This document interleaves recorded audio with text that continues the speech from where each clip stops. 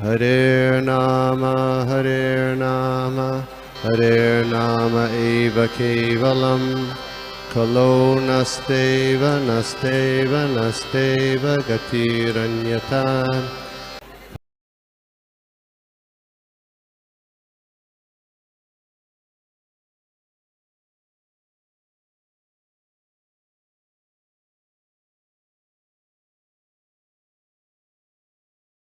Hare Krishna, dear devotees.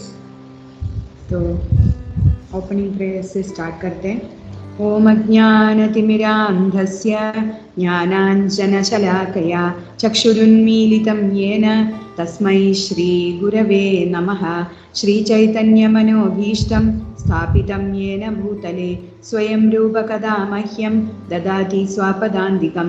वन्देऽहं श्रीगुरो श्रीयुतपदकमलं श्रीगुरून् वैष्णवांश्च श्रीरूपं साग्रजातं सहगणरघुनाथान्वितं तां सजीवं साद्वैतं सावधूतं परिजनसहितं कृष्णचैतन्यदेवं श्रीराधाकृष्णपादान् सहगणललिता श्रीविशाखान्वितांश्च।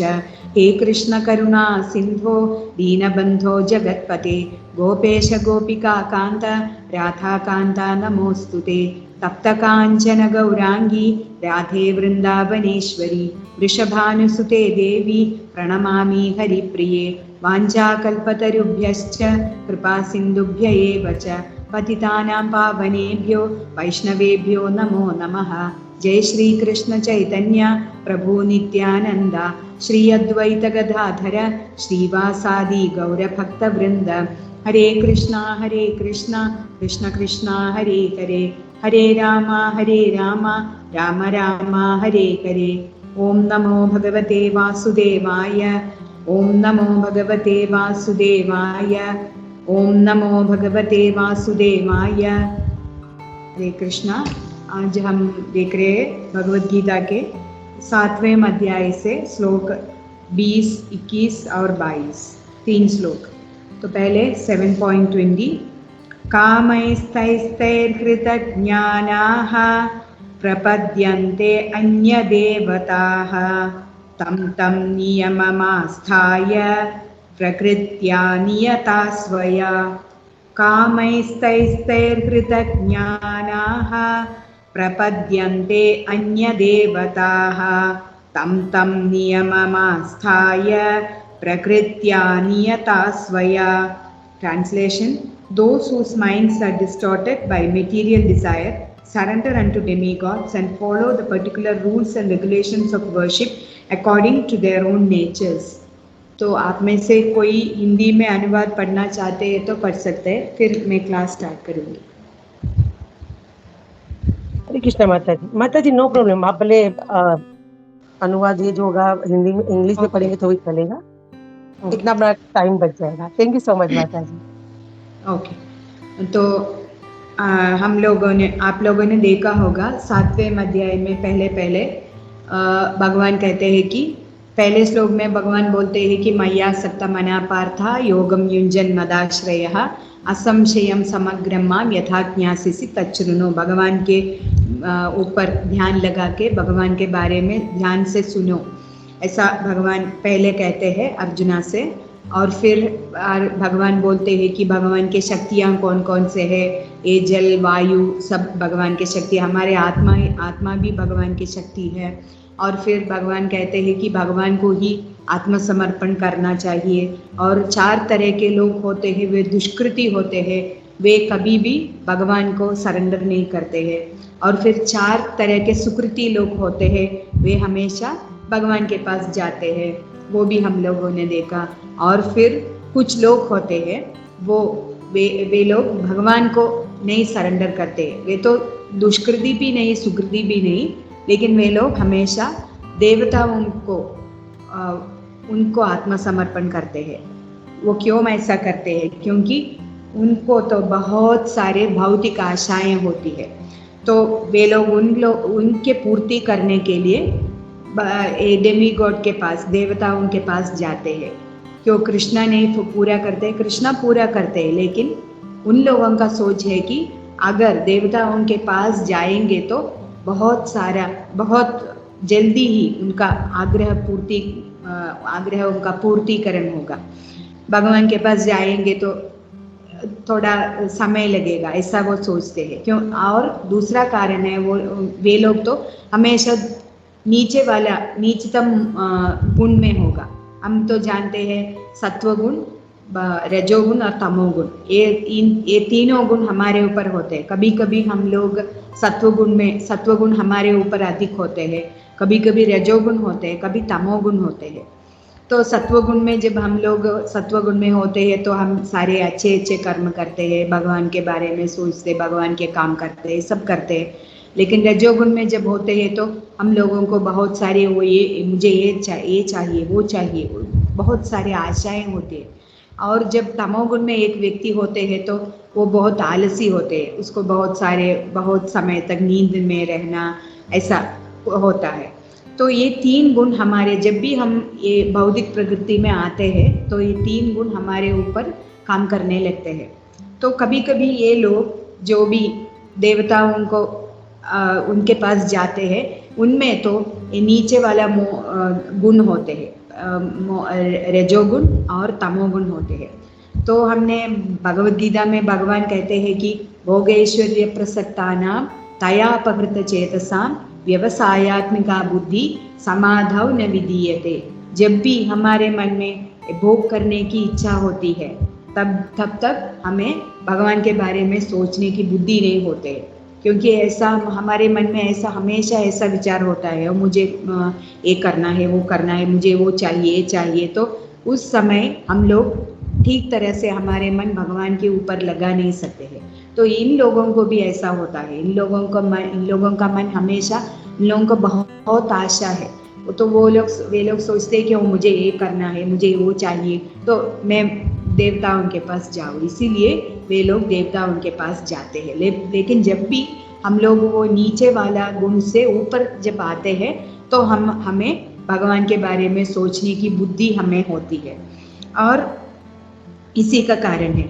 और वैदिक ग्रंथों में ऐसा भी लिखा है कि जो लोग अच्छे से पत्नी को चाहते हैं तो वे लोग उमा देवी के पास जा सकते हैं। जो भी व्यक्ति, कोई भी स्त्री उसको अच्छे पति की कामना करते हैं तो वो भगवान शिव के पास जाते हैं।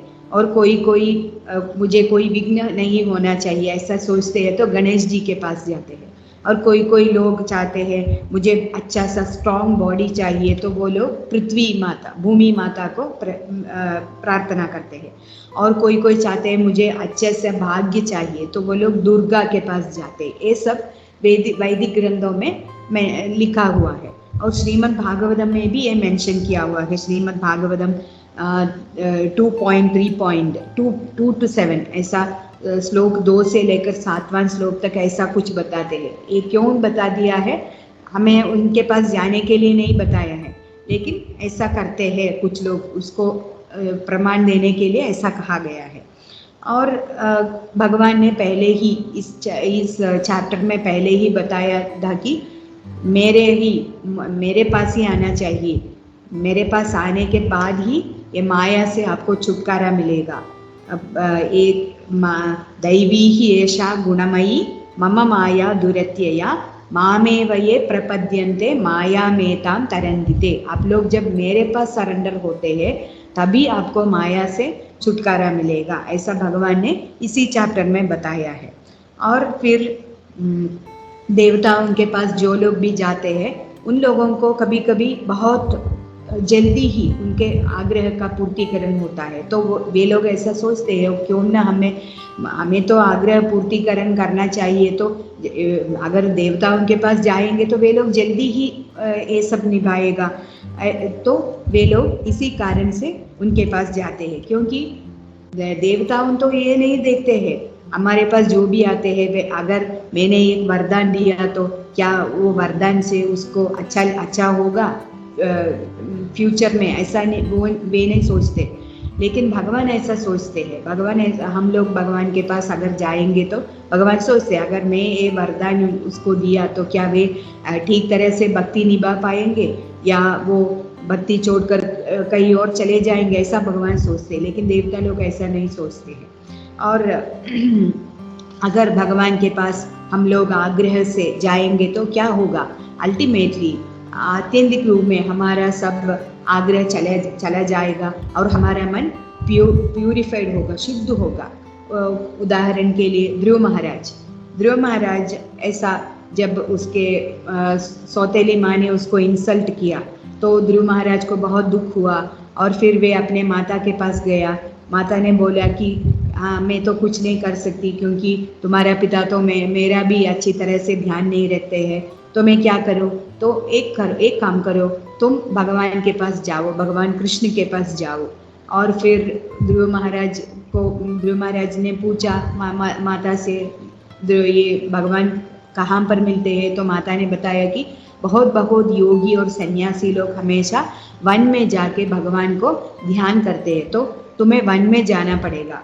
तो ध्रुव महाराज निकल पड़े वन की ओर और वे सब ऐसा ढूंढ के चलते समय नारद मुनि उनके सामने आ गए। तो नारद मुनि ने उनको भटकाने की कोशिश की और ऐसा नारद मुनि देखना चाहते थे कि वो कितना उसके मन में दृढ़ निश्चय है भगवान को प्रत्यक्ष करने में। तो ध्रुव महाराज ने कहा कि मुझे भगवान से मिलना ही मिलना है। तो नारद मुनि उसको एक मंत्र दिया, ओम नमो भगवते वासुदेवाय, और अर्चना विधि सब बता दिया। फिर ध्रुव महाराज वन में गया और भगवान को प्लीज किया। और ध्रुव महाराज के मन में ऐसा कामना था कि मेरे पिता उत्तानपाद महाराज और उनके पिता स्वयंभुव मनु और उनके ही पिता है ब्रह्मा जी, इन सब लोगों के पास तो बहुत बड़ा राज्य है, मुझे उन सबसे बहुत बड़ा राज्य चाहिए। ऐसे कामना रखे ध्रुव महाराज ने भगवान के पास गया था और भगवान को प्रत्यक्ष करके जब भगवान उनके सामने आया तो ध्रुव महाराज को पश्चाताप आया, ओ ये मैं किस लिए भगवान के पास आया, ऐसा सुंदर सा भगवान का रूप, और भगवान इसी भगवान को सेवन करने के लिए पूछने के बिना मुझे राज्य चाहिए ऐसा कामना रख के मैं भगवान के पास गया। तो उनको बहुत ऐसा ध्रुव महाराज के मन में बहुत दुख हुआ, लेकिन भगवान ने उनका सब आग्रह का पूर्तिकरण किया और फिर ध्रुव महाराज जाके सब रूल किया। 36,000 ईयर्स वो धरती में ऐसा शासन किया। फिर वे भगवान के पास चले गए। तो भगवान के पास जाने से ऐसा होता है कि आदमी का हृदय शुद्ध हो जाता है। लेकिन ये देवताओं के पास जाने से क्या होता है, देवताओं के पास जाने से उनके आग्रह का पूर्तिकरण होता है और वो बहुत ऐसा घमंडी हो जाता है। हम लोग देखा है कि ये ब्रह्मा के पास हिरण्यकशिपु गया था और ये भगवान शिव के पास रावण गया था, और उन लोगों से वर मिलके ये दोनों कैसा मिल गए तो बहुत घमंडी हो गया और उनका नाश भी हो गया। तो इसीलिए देवता लोग ये नहीं देखते हैं कि ये वर से इस व्यक्ति का अच्छाई होगा या बुराई होगा, लेकिन भगवान कृष्ण के पास जाने से तो भगवान ये देखते हैं ये वर से क्या ये आदमी का शुद्धिकरण होगा या ये आदमी ऐसा बुरा बन जाएगा, ऐसा सब भगवान देखते हैं। तो सब लोगों को ऐसा भगवान के पास ही जाना चाहिए। तो और एक दूसरी और बात है, क्योंकि ये देवताओं का ये जो आयु वो भी एक छोटा सा, मतलब हमारे आयु तो 100 ईयर्स तक है, लेकिन ये देवताओं का भी एक आयु होता है। उसके बाद उनका शरीर भी नष्ट हो जाता है और उनके कर्म के अनुसार वे भक्त बन गया तो भगवत धाम चले जा सकते हैं, लेकिन नहीं तो वे नीचे लोक में आते हैं। तो उनका वरदान उनके पास उनसे जो भी वरदान मिलता है वो भी कुछ काम का नहीं है, तो कुछ टेम्पररी का है। लेकिन भगवान से जो भी वरदान मिलता है वो तो परमानेंट होता है। तो ये देवता लोगों का भी एक प्रलय आते समय उनका भी प्लैनेट नष्ट हो जाता है, जैसा हम लोग मरते हैं उनका भी एक आयु होता है, तो उनके दिया हुआ वर भी उतना ही काम कर सकता है। तो लेकिन भगवान से हम प्रार्थना करेंगे तो हमारा ये हृदय भी शुद्ध हो जाता है और हम वापस ये शुद्ध हृदय सबका शुद्धिकरण होके हम वापस गोलोक वृंदावन में चले जा भी सकते हैं। और एक एग्जाम्पल है, अगर ये भौतिक लोक में हम लोग बहुत जेल, सब डिस्ट्रिक्ट में जेल होता है ना, ये जेल में ये जेलर होता है, जेलर ये जेल के अंदर कैदियों के बारे में देख रेख करते हैं। कैदियों को कुछ असुविधा है, उनको कुछ डिसीज होता है, उनको दवाई देना है, उनको फूड उनको ठीक तरह से मिलता है, ये सब जेलर देखते हैं। और जेलर इतना ही कर सकते हैं। क्या ये कैदी जाके जेलर के पास पूछते हैं मुझे जेल से छुटकारा दो, तो जेलर कुछ नहीं कर सकते हैं। जेलर बस जेल के अंदर कैदियों का वो देख रेख सब करते हैं, बस उतना ही काम कर सकते हैं। और फिर वे रिपोर्ट ये सब बना के वो गवर्नमेंट को भेजते हैं, एक कैदी ऐसा है, एक कैदी अच्छा सा बिहेव करता है, एक कैदी ऐसा नहीं है, तो उसको देख के गवर्नमेंट डिसाइड करता है कि इस कैदी को कितना साल जेल में स्पेंड करना है। वो नहीं तो वो अच्छी तरह से उस जेल में बिताया है तो उसका अगर 15 इयर्स जेल में रहना है तो गवर्नमेंट डिसाइड करते हैं कि ओके 5 साल के बाद इसको रिहा करो, ऐसा गवर्नमेंट डिसाइड करते हैं। तो जेलर के जैसे है डेमी गॉड्स, ये देवता लोग तो बस हमें जो भी चाहिए हमारे जीवन और हमारे आत्मा को एक तरह से जुड़े रखने के लिए जो भी सामान हमें चाहिए, जैसा कि वायु चाहिए, अग्नि चाहिए, जल चाहिए, इतने सब वे हमें प्रदान कर सकते हैं। लेकिन इस भौतिक लोक से हम अगर छुटकारा चाहते हैं तो देवताओं के पास जाने से कोई फायदा नहीं है, हमें तो भगवान के पास ही जाना है। मुक्तिदाता इति मुकुंदः, भगवान कृष्ण ही हमें इस भौतिक लोक से ऊपर निकाल सकते हैं। एक देवता लोगों के पास हमने सुना होगा, एक हिरण्यकशिपु ब्रह्मा से पूछा कि मुझे कोई मैं किसी के हाथ से मारना नहीं चाहता हूँ, मुझे तो शाश्वत जीवन चाहिए। तो ब्रह्मा ने बताया कि मेरा जीवन ही शाश्वत नहीं है, तो मैं कैसे आपको वरदान दे सकता हूँ। तो इसीलिए हमें देवताओं के पास जाने से कोई फायदा नहीं है। तो किसके पास जाना चाहिए? भागवत में कहते हैं कि अकाम सर्व कामो वा मोक्ष काम उदारदी तीव्रेण भक्ति योगेन यजेद पुरुषं परम। अगर एक आदमी अकामा है, अकामा मतलब उनको कोई आशा नहीं है, उनको तो सिर्फ भगवान की सेवा में लगे रहना चाहिए, तो वे लोग भगवान के पास जा सकते हैं। और अकाम सर्व कामो वा, अगर कोई दूसरे व्यक्ति को बहुत सारे आग्रह है, मुझे ये चाहिए, गाड़ी चाहिए, बंगला चाहिए, कुछ सब बहुत सारे आग्रह है, तो भी वो भगवान के पास ही जाना चाहिए। और मोक्ष कामा, अगर कोई मोक्ष चाहते हैं तो वो उसको भी भगवान के पास ही जानना है। तो भगवान ये कहते हैं अगर किसी को कुछ भी नहीं चाहिए तो भी मेरे पास आओ, अगर किसी को बहुत सारे आग्रह है तो भी मेरे पास आओ, अगर आप मोक्ष चाहते हो तो भी मेरे पास आओ। तो भगवान ये कहते हैं कि मेरे पास आओ, क्योंकि मेरे पास आने से स्लोली आपका हृदय में शुद्धिकरण होगा। लेकिन भाई देवताओं के पास जाने से तो ये नहीं होगा। देवताओं के पास जाएंगे तो हम तो बहुत घमंडी हो जाएंगे, और फिर हमारे घमंड होने से क्या होगा, जैसे ही असुरों का क्या हाल हुआ, वे लोग सब उनका पतन हुआ, उसी तरह हमारा भी पतन हो जाएगा। इसलिए हमें तो भगवान के पास ही जाना चाहिए। और ये 4वां अध्याय में भी एक श्लोक में भगवान बताते हैं, कांक्षन्द कर्मणां सिद्धिं यजन्त इह देवताः क्षिप्रं हि मानुषे लोके सिद्धिं भवति कर्मजाः। देवताओं के पास क्यों जानते हैं? बहुत जल्दी ही आग्रह का पूर्तिकरण होगा, इसलिए ये सोच के ये लोग डेमी गॉड के पास जाते हैं। उनके बुद्धि नहीं है, इसलिए इस श्लोक के 7.20 श्लोक में भगवान ने बताया कि कामैस्तैस्तैर् हृदज्ञानाः, उनके मन में बहुत सारे आग्रह है, इन आग्रहों के कारण उनका बुद्धि तो भ्रष्ट हो गया। इसीलिए वे सब भगवान के पास जाने से नहीं जाते हैं, लेकिन वे लोग देवताओं के पास जाते हैं। तो यही है इसका तात्पर्य इस श्लोक से। और ये भक्त लोग कैसे होते हैं, जैसे चैतन्य महाप्रभु शिष्याष्टकम में कहते हैं, न धनम न जनम न सुंदरिम वा कवितां वा जगदीश कामये मम जन्मनि जन्मनीश्वरे भवतात् भक्ति अहैतुकी त्वयि।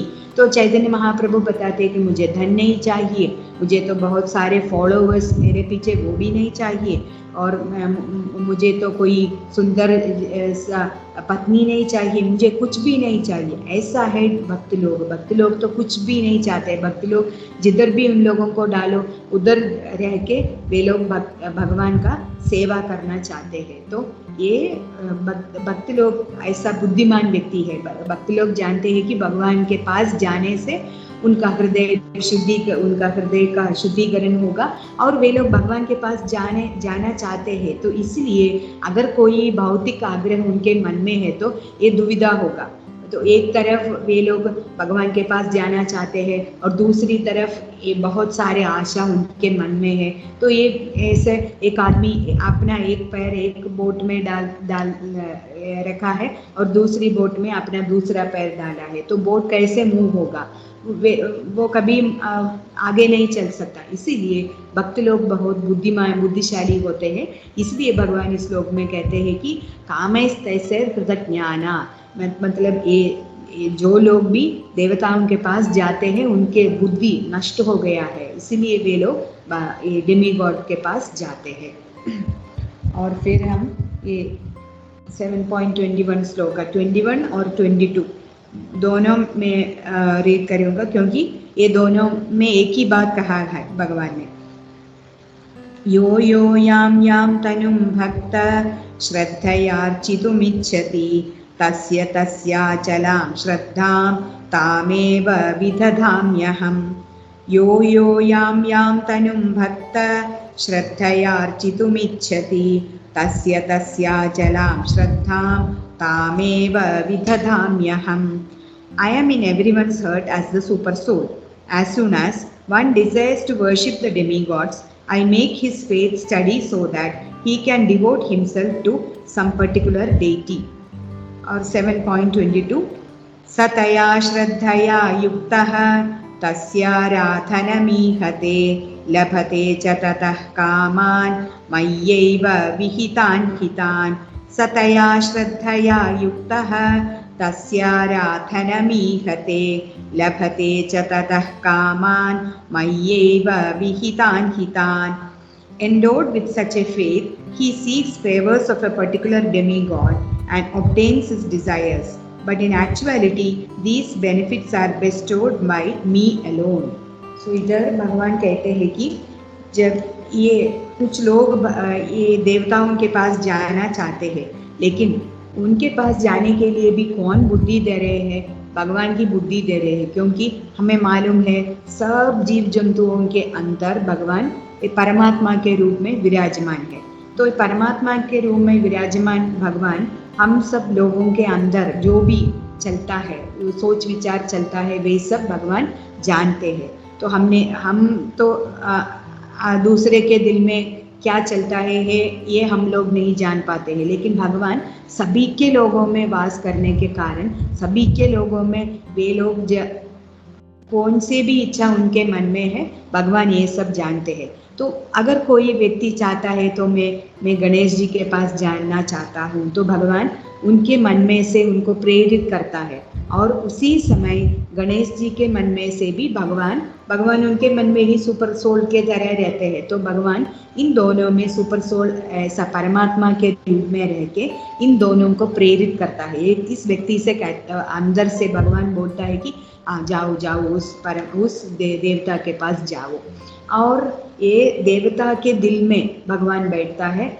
तो उधर से भी भगवान प्रेरणा देते हैं। भगवान बोलता है ऐसा आदमी आएगा, वो इसी आग्रह से तुम्हारे पास आएगा, तो तुम इतना सा वरदान उसको प्रदान करना, ऐसा भगवान बोलते हैं।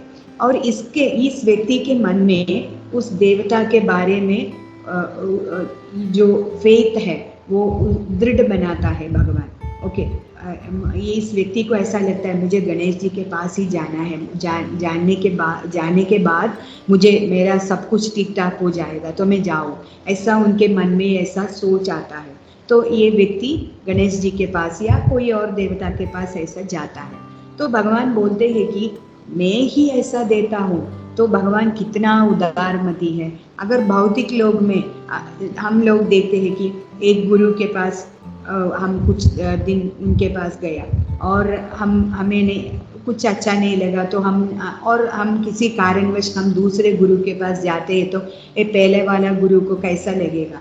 तो वो लोग वे जब भी हमें दूसरे बार देखते हैं तो उनको बहुत गुस्सा हो, ओ ये मुझे छोड़कर दूसरे गुरु के पास चला गया, ऐसा वो सोचते हैं।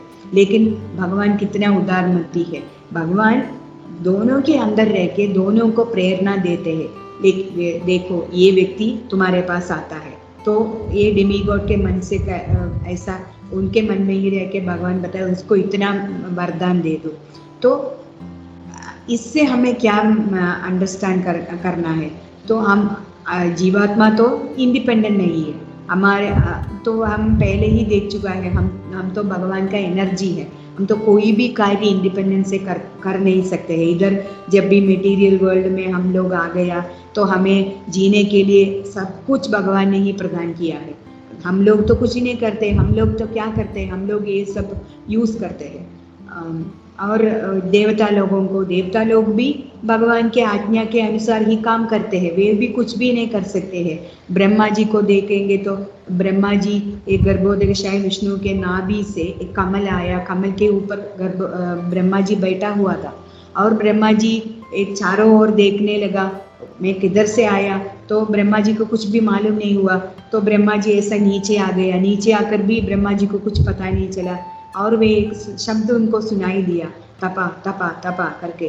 तो ब्रह्मा जी को ये मालूम हुआ कि मुझे तपस्या करना है। तो ब्रह्मा जी ऐसा 1000 साल ऐसा हजारों साल ऐसा तपस्या किया और फिर भगवान बहुत प्रसन्न हुआ ब्रह्मा जी से और ब्रह्मा जी के सामने प्रकट हुआ और भगवान ने हाथ से हाथ मिलाया, ब्रह्मा शेक हैंड किया, वो था पहला शेक हैंड।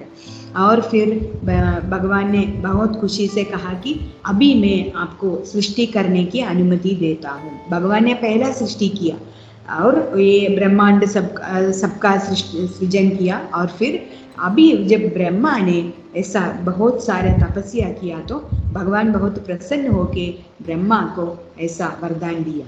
तो ब्रह्मा जी भी इंडिपेंडेंट नहीं है और ब्रह्मा जी का भी एक आयु होता है, जब भी ब्रह्मा का आयु खत्म होता है तो वो भी गर्भोदकशाही विष्णु के अंदर चला जाता है, फिर सृष्टि ये सब खत्म होता है। तो ब्रह्मा जी भी इंडिपेंडेंट नहीं है। इसीलिए हिरण्यकशिपु जब ब्रह्मा जी से वरदान मांगा तो ब्रह्मा ने कहा मैं तो ये शाश्वत होने का वरदान नहीं दे सकता हूँ। तो ब्रह्मा जी भी इंडिपेंडेंट नहीं है, तो उन लोगों के पास एक अधिकार होता है, उसके आगे वे कुछ भी नहीं कर सकते हैं। भगवान ने एक लिमिट रखा है, उसके बाद ब्रह्मा जी भी कुछ भी नहीं कर सकते हैं। तो ये फिर हम लोग ये सोचेंगे तो फिर भगवान ही सब क्रिएट करता है, भगवान ही सब ऐसा करता है, तो क्यों भगवान हमें देवताओं के पास भेजते हैं, ऐसा हम लोग सोचेंगे। तो इसका उत्तर है कि भगवान हमें थोड़ा सा स्वातंत्र्य दिया है, तो उस स्वातंत्र्य में भगवान हाथ डालना नहीं चाहते हैं, क्योंकि वो अगर भगवान उसमें हाथ डालेंगे तो हम लोग बोलेंगे फिर किस लिए हमें ऐसा फ्रीडम दिया है। तो भगवान ऐसा फोर्स नहीं करते, भगवान चाहते हैं कि तुम ये सब जानो। भगवान बार बार भगवद गीता में बताते हैं कि मुझे भक्ति योग ही अच्छा है, मेरे पास आओ, सर्वधर्मान परित्यज्य मामेकम शरणं व्रज, मुझे ही सरेंडर करो, देवताओं के पास जाने से ऐसा होगा, इस प्रकृति में तुम लोग खुशी से नहीं रह सकते हैं, ये दुखालयम अशाश्वतम, ये बार बार कहते हैं। लेकिन हमारा मन तो इतना भौतिक प्रकृति से जुड़ा हुआ है, हम लोग इसी को ही रियल मानते हैं, यथार्थ मानते हैं, तो हमारा मन उससे निकलना हमें बहुत मुश्किल पड़ता है। तो भगवान चाहते हैं कि ओके तुम सब जान लो, सावधान, तुम सबके बारे में जानो और फिर मेरे पास आओ। अगर मैं अगर कोई हमसे कहते हैं कि तुम मुझे प्यार करो, तुम मुझे प्यार करो, ऐसा कहते हैं तो क्या हम कर सकते हैं? नहीं, हमें तो हमारे मन में प्यार आना चाहिए। अगर प्यार आएंगे तो ही हम दूसरे लोगों को ऐसा प्यार से व्यवहार कर सकते हैं। इसीलिए हमें भी भगवान के बारे में, भगवान को हमारे मन में भगवान के प्रति प्यार होना चाहिए। नहीं तो अभी भी हमें ठीक तरह से नहीं आता है। हम लोग तो बहुत सारे सुनते हैं, हम तो चैंट करते हैं, फिर भी हमारा मन इस भौतिक जगत से जुड़े रहते हैं। हमें तो हमारा फैमिली, मेरा बच्चा, मेरा पति और मेरा वाइफ और मेरे माँ, मेरे बाप, ऐसा हमारा मन हमेशा इधर से जुड़े रहते हैं। इसलिए हमें भगवान के प्यार तो उसके कंपेयर करते समय बहुत छोटा सा लगता है। इसीलिए हम उधर जाने के लिए हम तैयारी नहीं है।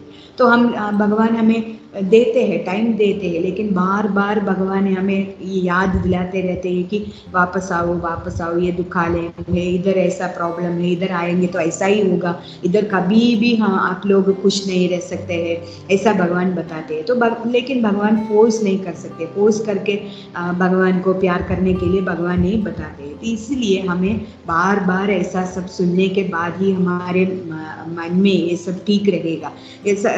कोई भी भगवान के पास जाते नहीं, जब उन लोगों को कोई दुख होता है तो तभी सब लोग भगवान के पास जाते हैं। लेकिन कुछ अगर कुछ चाहिए तो सीधे देवताओं के पास जाते हैं, भगवान के पास कोई भी नहीं जाते हैं। तो भगवान हमें ये जो स्वातंत्र्य भगवान ने दिया है उसमें भगवान इंटरफियर नहीं करना चाहते। इसीलिए भगवान बोलते हैं अगर कोई डिसाइड करते हैं मैं दुर्गा जी के पास जाऊँ या मैं शिव जी के पास जाऊँ, तो भगवान ही ऐसा प्रेरणा करते हैं, ओके तुम लोग जाओ। और फिर ये अगर उन लोगों के पास जाएंगे तो ऐसा ऐसा होगा, भगवान वार्निंग देते हैं। अगर कोई बच्चा हमसे बोलते हैं कि मुझे चॉकलेट चाहिए, चॉकलेट चाहिए, तो हम लोग कहेंगे बेटा ये ठीक नहीं है, ये तो खाएंगे तो ये दांत सब खराब हो जाएंगे। लेकिन बच्चा तो समझता ही नहीं है, तो हमें आखिर उसको तो एक खरीद के लेना ही चाहिए, तो हम देते हैं। बहुत बार ये ऐसा खाते हैं। फिर डेंटिस्ट के जब पास जाते हैं तो डेंटिस्ट जब टूथ निकाल देंगे तभी उसको दर्द महसूस होगा, तभी वो अपने आप ये स्टॉप करेगा। तो इसलिए भगवान भी ऐसा हमें ये सब कार्य समझ के वापस आने के लिए भगवान इस कार्य में तो कुछ भी नहीं करते हैं। भगवान सिर्फ हमें उसकी प्रेरणा देते हैं, फिर हमारे ऊपर सब छोड़ देते हैं। तो भगवान हमसे अपने आप से फुल आत्मसमर्पण मांगता है। तो हमें तो ऐसा क्या करूं, मुझे और कोई और चारा नहीं है तो मैं भगवान के पास, ऐसे नहीं। हम बहुत प्यार से भगवान के पास जाने के लिए तब तक भगवान उधर वेट करेगा। और फिर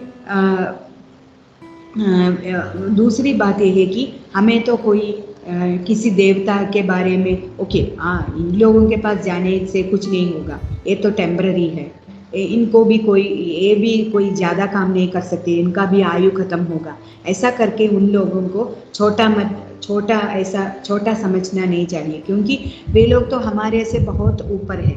वे भी भगवान के भक्त है, लेकिन सकामा भक्त है। सकामा मतलब उनको भी कोई आग्रह उनका पूर्तिकरण चाहिए, इसलिए वो भगवान के भक्त बने हुए हैं।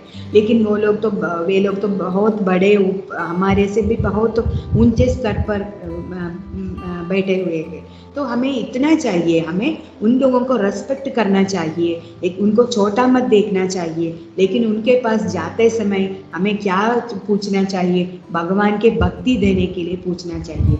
अगर कोई देवी गॉड के पास हम लोग जाते हैं तो ये प्रार्थना करना चाहिए, ये शिव जी और ये दुर्गा जी, मुझे कृष्ण भक्ति में कोई बाधा नहीं आना चाहिए, इसका वरदान दीजिए, ऐसा हमें प्रार्थना करना चाहिए। एक गोपी लोगों ने ऐसा ही किया। कात्यायनी महामाये महायोगिन्यधीश्वरी नंद गोप सुतम देवी पतिम में कुरुते नमः। गोपी लोगों ने ऐसा प्रार्थना किया, हमें तो नंद गोप का सुत कौन है? भगवान कृष्ण हमारे पति बनना चाहिए, ऐसा वरदान उन लोगों ने मांगा। तो डेमी गॉड भी खुश होता है।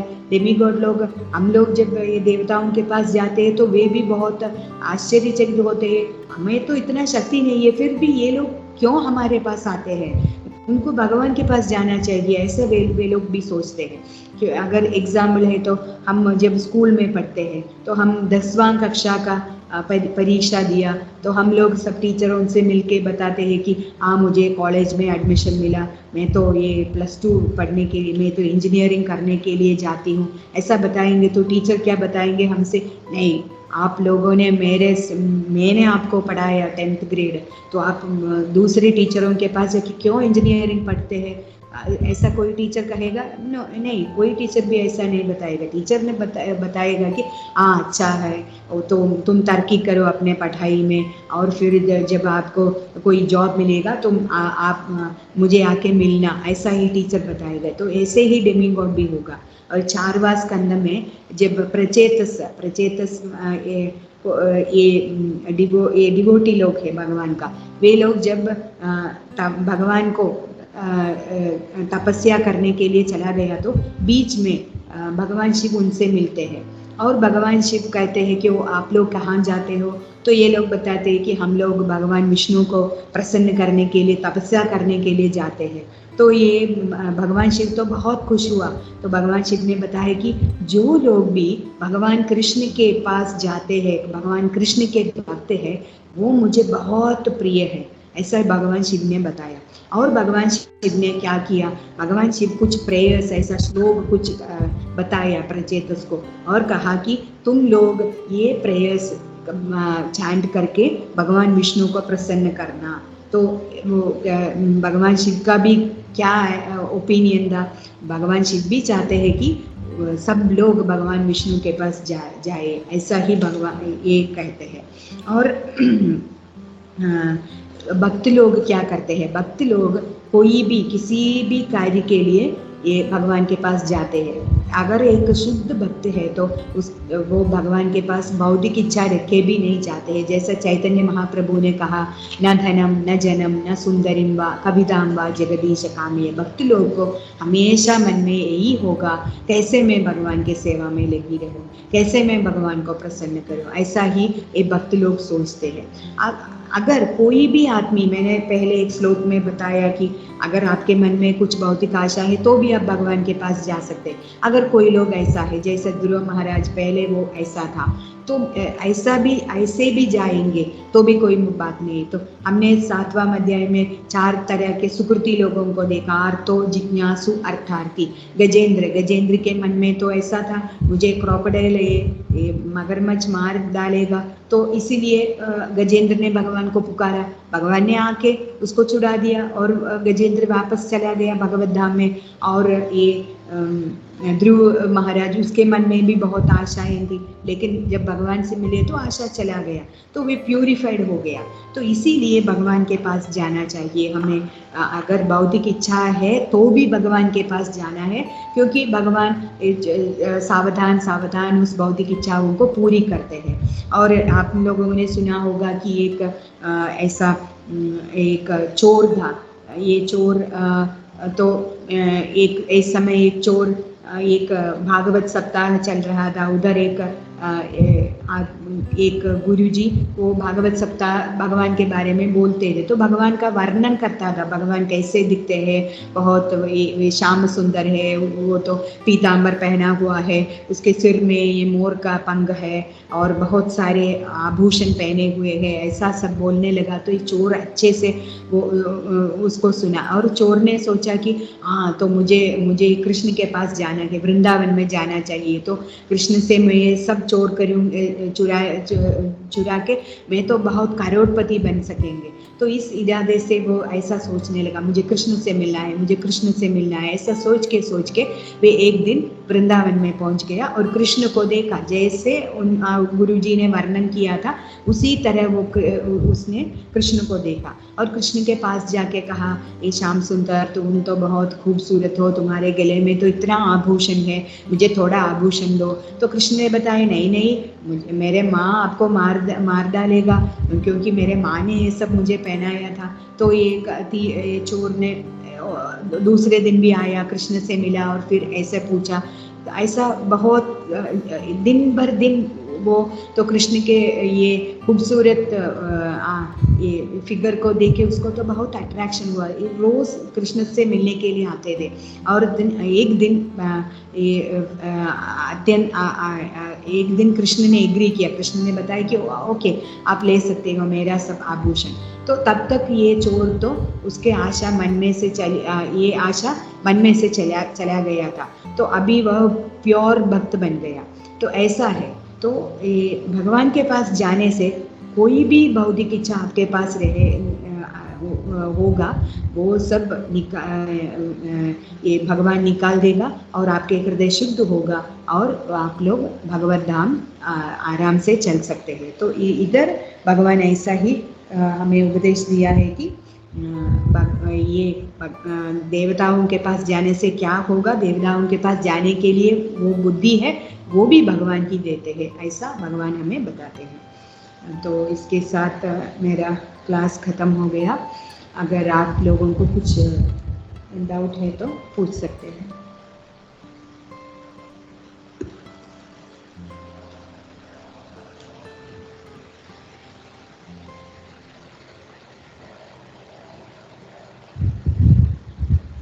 अच्छा माता जी, धन्यवाद, प्रणाम। थैंक यू माता। बहुत अच्छा क्लास था माता जी। और क्यों कोई देवी देवता को पूजा करते हैं ये बताया और वेरी नाइसली एक्सप्लेन कि कैसे हम लोग को सिर्फ भगवान के शरण में रहना चाहिए माता जी। Thank you very much. Hare Krishna माता जी। थैंक यू प्रभु। हरे कृष्णा माता जी, थैंक यू सो मच। बहुत सुंदर सिंपल क्लास। आपका क्लास और आपका हिंदी इतना मस्त था कि अगर कोई फर्स्ट टाइम क्लास अटेंड करता हो तो भी जैसे डेमिगॉड्स का और कृष्ण मतलब भगवान का जो डिफरेंस है जैसे पता चले कि क्योंकि हम काफी लोगों के मुंह से ऐसे सुनते हैं कि किसी को भी मतलब सब मतलब भगवान ही बोलते हैं, मतलब देवी देवता हो या जैसे काफी लोग सबके मुंह में से ऐसे भगवान बोलते हैं, लेकिन वो पता लगना चाहिए कि देवी देवता और कृष्ण मतलब भगवान कृष्णा सुप्रीम पर्सन स्टेट अलग है। तो जो अगर पहली बार क्लास अटेंड करेगा और ये इतना सुंदर अच्छी तरीके से सबने समझाया और हिंदी भी इतना अच्छा परफेक्ट के बहुत ही अच्छा लगा आपका क्लास। एंड सबको फर्क पता चलेगा डेमीगॉड्स का एंड कृष्णा का। तो थैंक यू सो मच माता जी, बहुत ही सुंदर क्लास था, बहुत अच्छे आपने एग्जाम्पल भी दिए। थैंक यू माता जी। हरे कृष्णा। थैंक यू माता जी।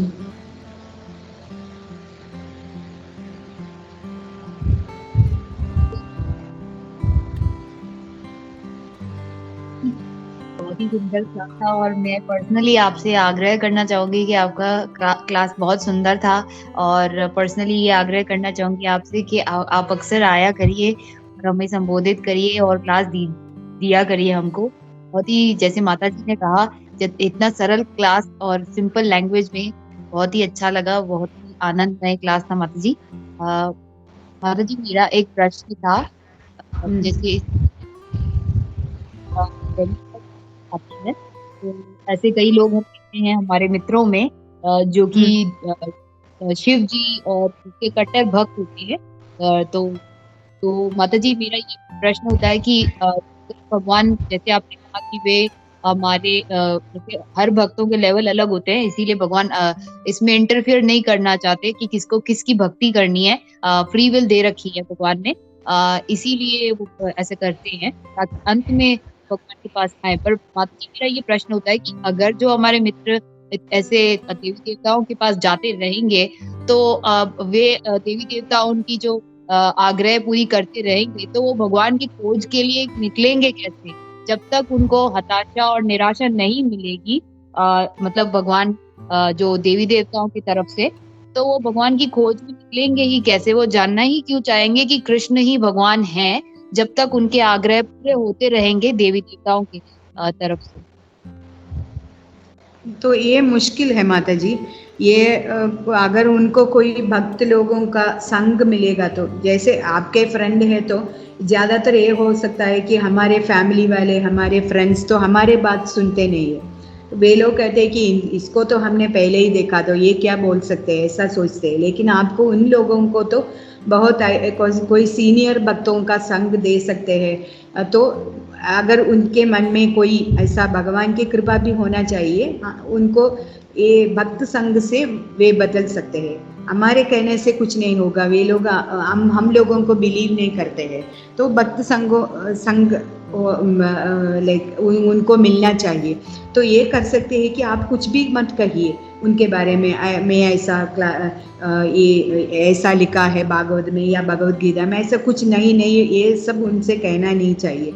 उनको तो आप जब भी आपके घर में कोई सत्संग रहते हैं या ऐसा आप लोग कोई प्रोग्राम के लिए जाते हैं तो उनको भी लेके जाओ। फिर आप कहो कि आप जो भी करते हैं वो कंटिन्यू कीजिए। आप इधर हमारे साथ आने से आप कुछ ऐसा कोई चेंज मत करिए। आप बस आइए और सुनिए। आप ऐसा उधर जाइए, उसको तो कोई चेंज आप मत करिए, पर इधर आके आपको अच्छा लगे तो आप ऐसा इम्प्लीमेंट कर सकते हैं। लेकिन आप आए तो सही। ऐसा आप बार बार उनको ऐसा एसोसिएशन देने के लिए प्रयत्न करेंगे तो कभी जाके, और उनके मन में भी ऐसा कभी साधु संग के बाद उनके मन में कोई चेंज आ गया तो चलेगा नहीं। लेकिन कुछ लोग बहुत सारे ऐसे सुनने और देखने के बाद भी उनका मन चेंज नहीं होगा, तो वो तो उसका उन लोगों का गति ऐसा है, तो हम लोग उसमें कुछ नहीं कर सकते हैं। हरे कृष्णा माता जी, थैंक यू माता जी, बहुत ही सुंदर कर दिया आप माता जी के उनको कैसे प्रेरित करना है। तो थैंक यू सो मच माता जी। हरे कृष्णा, धन्यवाद, प्रणाम माता जी। हरे कृष्णा माता जी।